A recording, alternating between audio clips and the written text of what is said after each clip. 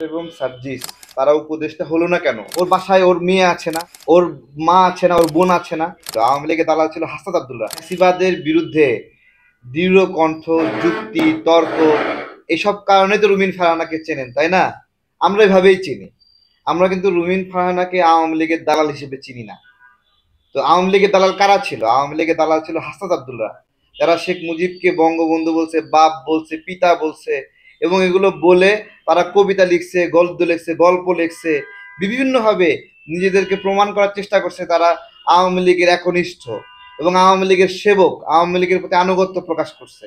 এখন তারা এই গণ অভ্যুত্থানের পরে এসে হঠাৎ করে, আগে তো কেউ চিনতো না, আগে তো কেউ চিনতাম না, গণ অভ্যুত্থানের মধ্যেও চিনতাম না কেউ কাউরে, তাহলে রুমিন ফারহানাকে আমরা ঠিকই চিনতাম।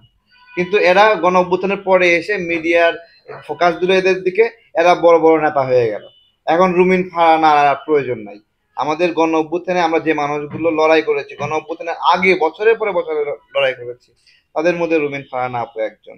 একটা মানুষকে হ্যারাসমেন্ট করলে অনেকভাবে হ্যারাসমেন্ট করা যায়। যে মানুষগুলো তাকে সামাজিক যোগাযোগ মাধ্যমে হ্যারাসমেন্ট করতেছে, সাইবার বুলিং করতেছে, তাদের বাসাতেও তাদের মা আছে, বোন আছে, এই পরিবার আছে, তাই না? তাহলে সেই জায়গাতে তাদের পরিবারের সদস্য যখন দেখে একটা মানুষ যখন তাকে নিয়ে নোংরা কথা লিখছে, ওর বাসায় ওর মেয়ে আছে না, ওর মা আছে না, ওর বোন আছে না, তো ওর বোন যখন দেখে যে তার ভাই আর একটা নারী নেত্রীকে এভাবে নোংরা ভাষায় কথা বলছে, তখন অবস্থাটা কিরকম হয়? তো গণ অভ্যুত্থানে এবং আওয়ামী ফ্যাসিবাদের বিরুদ্ধে লড়াকু সৈনিক রুমিন ফারহানা আপুকে হঠাৎ করে আওয়ামী লীগের দোসর বানায় দেবে, আওয়ামী লীগের মুখপাত্র বানায় দেবে, বিএনপি বিএনপিতে আওয়ামী লীগ বিষয়ক মুখপাত্র এইসব যখন বলছে, তখন একটা যারা দীর্ঘদিন কষ্ট করছে তাদের মনে সেই কষ্টটা আসা খুবই স্বাভাবিক, তাই না?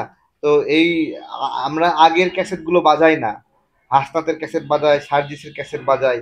ওই ক্যাসেটগুলো এবং সেই সময়ে রুবিন ফারহানার যে অবদান, সেই ক্যাসেটগুলোর মধ্যে পার্থক্য খুঁজলে আমরা বুঝতে পারবো যে কে আওয়ামী লীগের দোসর আর কে হলো সত্যিকার অর্থে ফ্যাসিবাদের বিরুদ্ধে লড়াই করছে না। বাট এখান থেকে আমরা কোনো চালাকি করছি কিনা এটাও দেখতে হবে।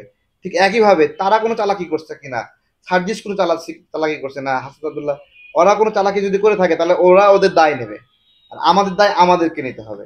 এটাই। আলো আসবে গ্রুপের সাথে কি মিললো কি না মিললো এগুলোর সাথে মিলাই লাভ নাই।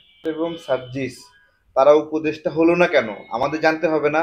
তারা উপদেশটা হয়নি এই জন্য তারা আওয়ামী লীগ সংশ্লিষ্ট ছিল, এই ক্যাটাগরিতে তারা মাইনাস হয়ে গেছে। ওই সময়ের কথা বলছি যখন উপদেশটা নিয়ে আলোচনা হচ্ছিল।